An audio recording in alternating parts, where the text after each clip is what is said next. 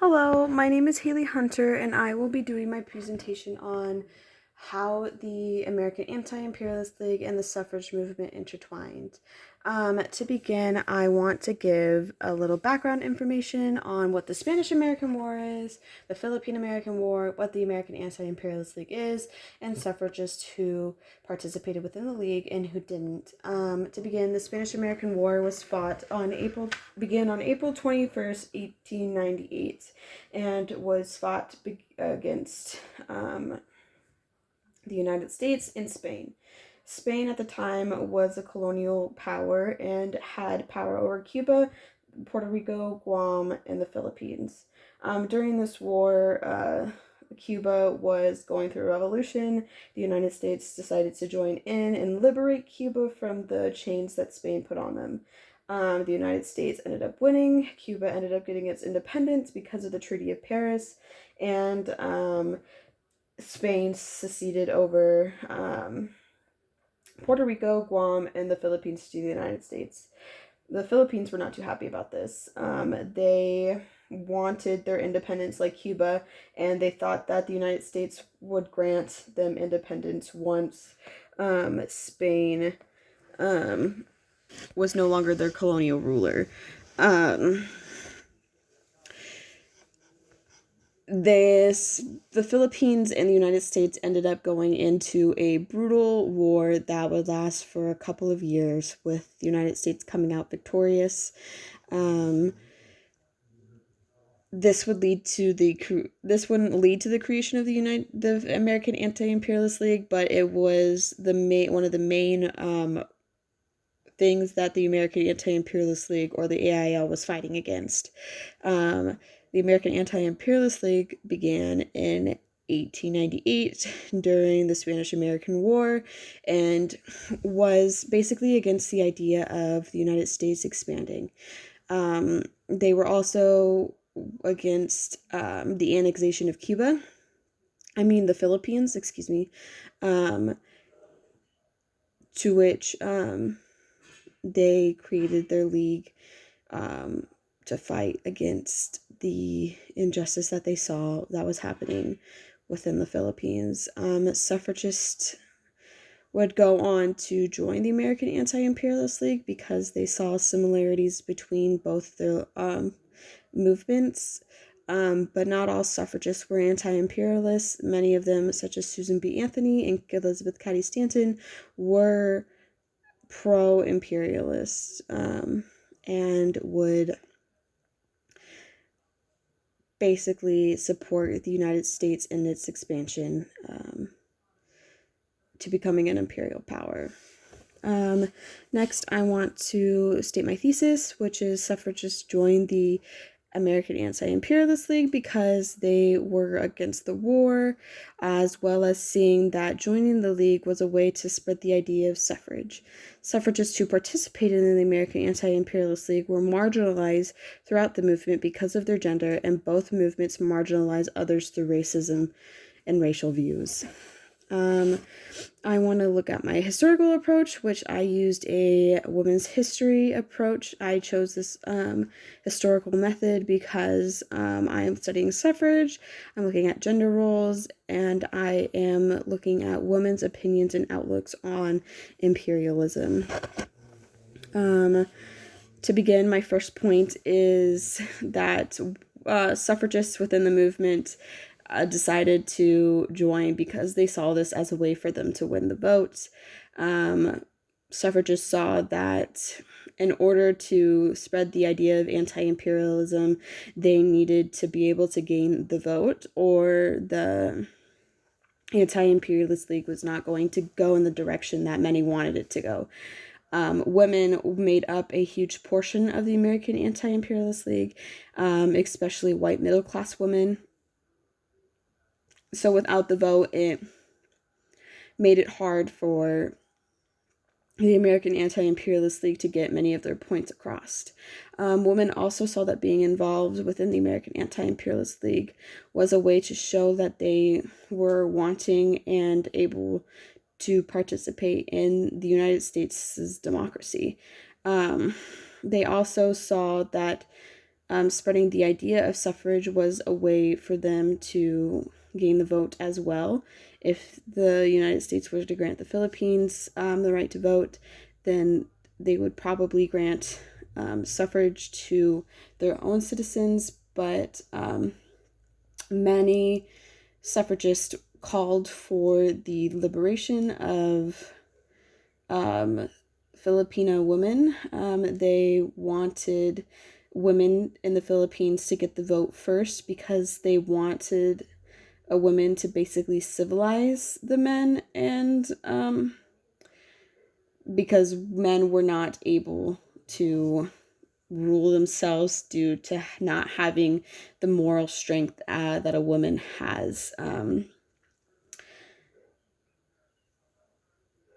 Suffragists in the Philippines and women in general in the Philippines would not be granted suffrage until 1935, to mention that.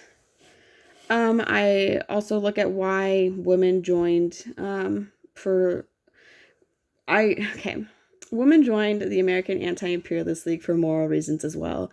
They were against the war because it was a very brutal war, fought with guerrilla warfare and just savage, brutal torture techniques such as the water cure, which is basically a form of waterboarding where U.S. soldiers would pour water over a prisoner of war's head until they basically drowned. Finding out these horrendous things that were happening within the Philippines, the United States, this American Anti-Imperialist League and women and suffragists within the movement decided that they were against imperialism and the annexation of the Philippines. And this was in order to rescue them, basically. Women also joined the league because they saw that mothers were at stake here too. They were losing their sons in the name of liberty, but liberty was not being given to people over in the Philippines. So they thought that it was a waste of a life, and they were very upset that they had to lose someone that they loved just because the United States was fighting a war that didn't need to be fought. Many joined the American Anti-Imperialist League because they saw the irony of a former colony becoming an imperial power. Many also thought that it went against the Constitution's right to govern themselves. And many people would often use Abraham Lincoln Gettysburg Address speech, where he basically goes over how no man should govern over another man, which many suffragists bring up in their speeches, such as Jane Addams. She brings up the Civil War for racial ideals, which I'll go over in my section about racism. Suffragists in the American Anti-Imperialist League were marginalized. This was a lot because of gender norms in the late 1800s and the early 1900s. Women were kind of seen as still this Republican mother, where they needed to raise their sons to be citizens of the United States, but women were slowly stepping away from this as they were getting more and more independent. Once they joined the American Anti-Imperialist League, there was this tension because they were taking off women's names off of petition and other documentations because they wanted to garner male support. And I would like to point out that this was not just an American Anti-Imperialist League problem. This was happening with other movements, such as the National Indian Association. They cut off they used to be called the Women's National Indian Association, but they cut off the term women and to garner support from people who would not support women. With racism, both movements have their history of racist past. They would this is a big reason was because of Jim Crow laws in the South and just racist ideals of the late 1800s and the early 1900s. It is evident that Black people were involved with the American Anti-Imperialist League, but they ended up creating their own leagues because they felt like they were getting left out and their voices were not being heard within the AIL.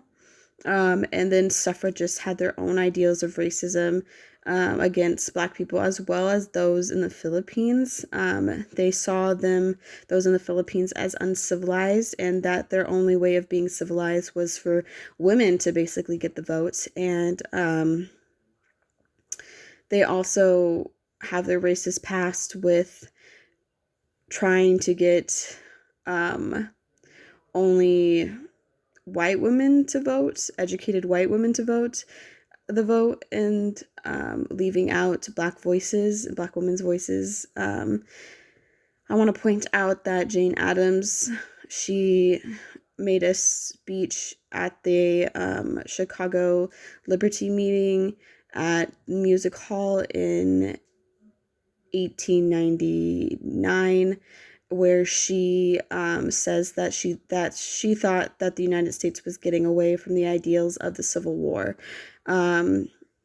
What she meant by this is that the United States has a history of oppressing people based off of their race or just being different from white people, and she thought that we were finally kind of coming out of this idea where we don't oppress people based off of the color of their skin, but based off of who they are as a person, even though there was still Jim Crow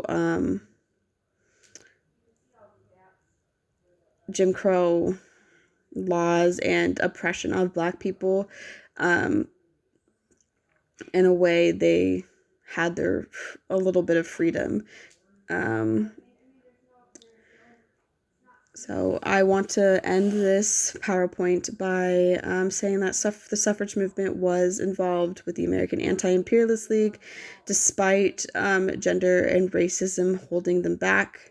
They also had their own agendas when entering the movement, such as winning the vote and spreading the idea of suffrage. Thank you. If you have any questions, please ask. Any feedback would be nice. Thank you so much for listening to me. I very much do appreciate it. Have a good day.